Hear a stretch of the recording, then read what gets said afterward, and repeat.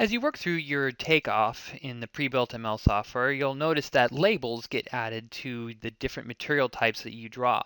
These are helpful in clarifying what type of material is being used, and also in the case of segments and posts, what lengths are being applied to those members.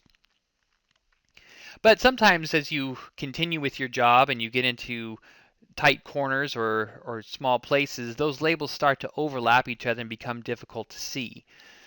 And that can be especially a problem if you're trying to create layouts to give to your final customers or to framers in the field, and the labels are overlapping and become unreadable. So to help with that, there are a few different features that are available to position the labels better so that you can see them and read them more clearly. Let's look at a few of those options here. So here we have a floor plan that just a basic example plan.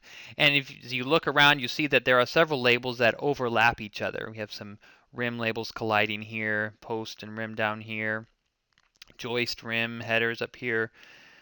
So the first step to take when you have a floor plan and you want to get the labels to adjust is use the label positioning button that's up here in the toolbar. This button goes through the page and will automatically remove as best as it can the label collisions that are happening on the page and make them much more readable.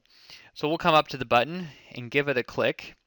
And as we do, notice how all the labels begin to shift different directions, making them much more usable. These rim labels no longer overlap.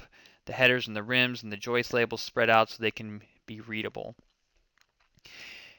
So that button can actually solve many of your problems or many of your collisions of labels on the page. But there are some cases that it won't completely handle as well. And so there are a couple of other options for positioning your labels. For example, let's take a look down here at this post. We have a post and this rim label that are still colliding even though we've applied the automatic label positioning.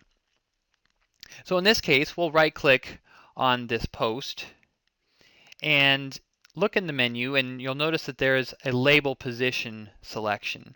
Currently it's set to northeast. This is laid out in the same sense of compass points around the post itself. So currently it's in the northeast corner of the post is where the label is at.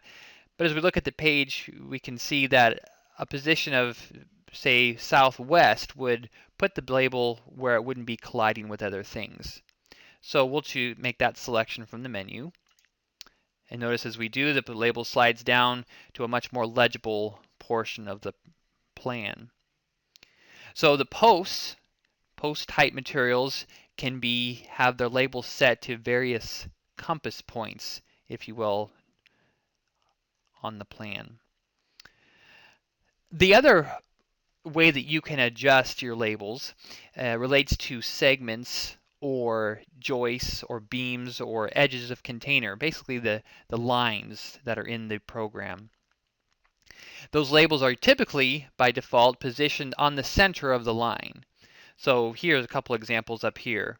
Here we have a small little joist that's drawn in, and it's centered over the line, but because that joist is so short, the label nearly covers the member entirely. So we can choose to adjust the position of that label. So let's right-click on this member, look down here, and there's a label position. As we talked about, center is the default. We could choose to hide it, or we have a couple other options here. Left of A to B and right of A to B. Let's pause for a second and come back out and look at this segment line. Notice that the A end of the line is here and the B end is here. So if you think of drawing the line from A to B, left would be on the top of the line and right would be on the bottom of the line in this case. So moving the label below the line would give us some good visibility. So we'll come into the right-click menu, come to label position, and we'll choose right of A to B. So there we go. Now we can see the hangers that are displayed in both locations, and the line is visible, giving us good visibility for the plan. Again, we could do the same thing for this small little joist. Select it. Once again, note that A is on this end and B is on this end. So traveling from A to B, the left side of the line would be the side we would want to show so that the hangers are visible. So again, we'll go to the right-click menu, choose the left of A to B, and now we can see things much more clearly on the plan. And of course, a final option that you've seen in the menus is the option to just hide a label. So we could come to one of these labels and choose the label position again, and instead of it being center or left or right of A to B, just choose hidden, and the label will be removed.